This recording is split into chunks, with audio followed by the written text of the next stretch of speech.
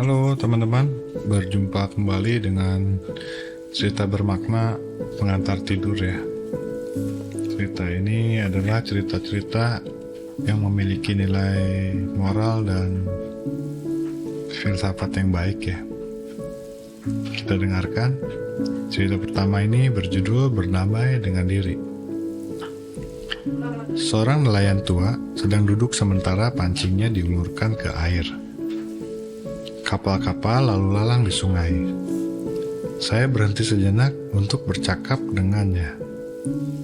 Ketika saya masih kanak-kanak, ia berusaha meyakinkan saya. Saya ingin menjadi kapten kapal, tetapi berakhir dengan menjaga buku-buku selama 40 tahun di sebuah kantor. Kami berbincang sejenak, kemudian saya mengingatkan, ikan harus dipancing pada saat mendung seperti sekarang.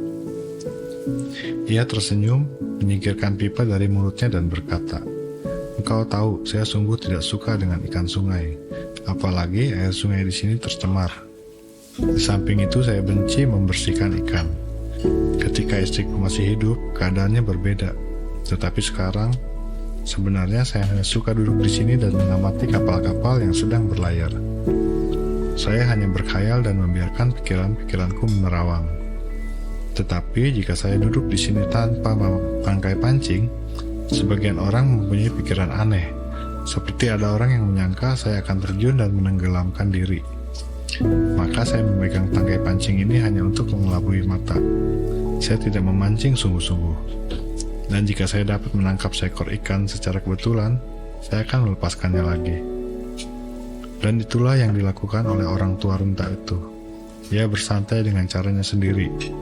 Ia sedang berdamai dengan dirinya sendiri pada tahun-tahun terakhir hidupnya. Berapa banyak orang yang punya nasib seperti itu? Willi Hofsumer. Cerita ini adalah tulisan dari Willi Hofsumer ya. Berdamai dengan diri judulnya. Menarik ya. Kita lanjutkan cerita selanjutnya. Cerita ini berjudul Membagi dan Membagi Adil. Karya Willi Hofsumer ya, sama. Kami sedang bermain koboi-koboyan dan orang Indian. Pada waktu makan malam, Ibu Joe membiarkan Joe membawa piring nasi dan datang ke kemah kami, sehingga ia dapat makan sebagaimana orang-orang Indian. Maka ia merangkak di bawah kemahnya yang terbuat dari selimut, dan kami berempat berjaga di sana mengamati dia makan. Sudah 2 jam kami tidak mencicipi apapun. Setelah menyendok kedua kalinya, Joe tiba-tiba mengingatkan bahwa Indian merah tidak hanya merokok dari satu pipa keperdamaian yang sama. Sorry, saya ulang ya.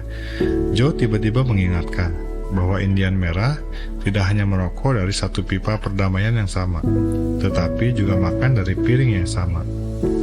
Maka Joe mengedarkan piringnya kepada kami masing-masing yang sedang duduk di atas rerumputan. Masing-masing mengambil sesendok makanan dan meneruskan piring itu kepada sahabat kami yang berikutnya. Piring itu kosong dalam sekejap. Joe bangkit dan pulang untuk minta lagi. Ibunya merasa heran karena nasinya begitu cepat habis. Sekembalinya Joe, ibunya melihat keluar pintu dan memandang saya. "Joe," katanya, "engkau tidak mengatakan kepadaku bahwa engkau mempunyai 4 orang tamu Indian." Kami menghabiskan sebuah nasi yang kami sukai. Kami berlima berlindung di bawah satu kemah, makan dari satu piring dan satu sendok.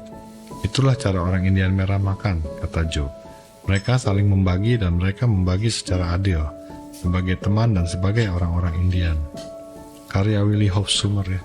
Menarik ya cerita ini tentang Joe yang menolong kawan-kawannya untuk makan ya.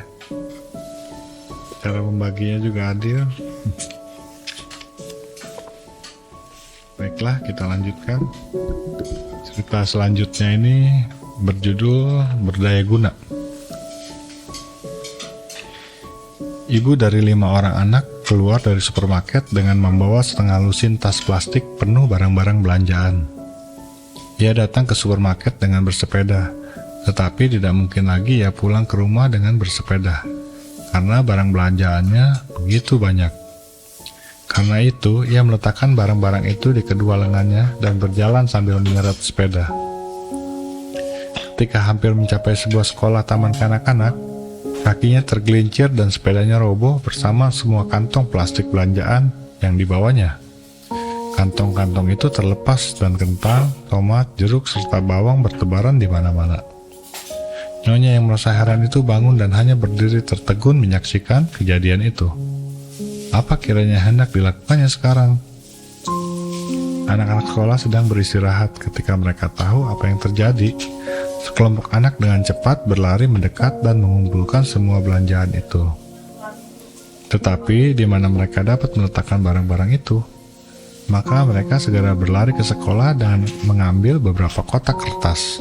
Karena sekelompok anak sedang pulang ke rumah, mereka membantu mengangkut bungkus-bungkusan itu dengan sepeda mereka. Maka kini Anda menyaksikan seorang nyonya bersepeda pulang diiringi 6 sepeda lainnya yang bermuatan penuh dengan kantong-kantong plastik belanjaan. Penolong-penolong kecil itu mengantar dan meletakkan semua bungkusan di depan pintu nyonya itu. Kemudian semuanya menghilang seketika sebagaimana mereka muncul. Dan siapa yang berkata bahwa penduduk kota tidak mempedulikan tetangga mereka? Ya, ini luar biasa baik ya ceritanya ya. Cerita tentang anak-anak yang menolong seorang ibu yang sedang kesusahan. Baiklah, kita lanjutkan. Cerita selanjutnya adalah Allah dalam Alam, karya Alexis Carrel. Amatilah saja seekor lebah madu yang kecil. Ia mengatur kota kecilnya sendiri. Ia membangun 10.000 rongga untuk menampung madu, 12.000 rongga untuk telur, dan sebuah tahta bagi ratu lebah. Jika lebah mengetahui bahwa suhu naik, ia menjadi cemas kalau-kalau madunya akan meleleh. Maka ia menciptakan sistem pendingin untuk sarangnya. Ia memimpin satu regu lebah pekerja, menempatkan mereka dekat pintu masuk sarang lebah, dan menahan kaki mereka dengan perekat.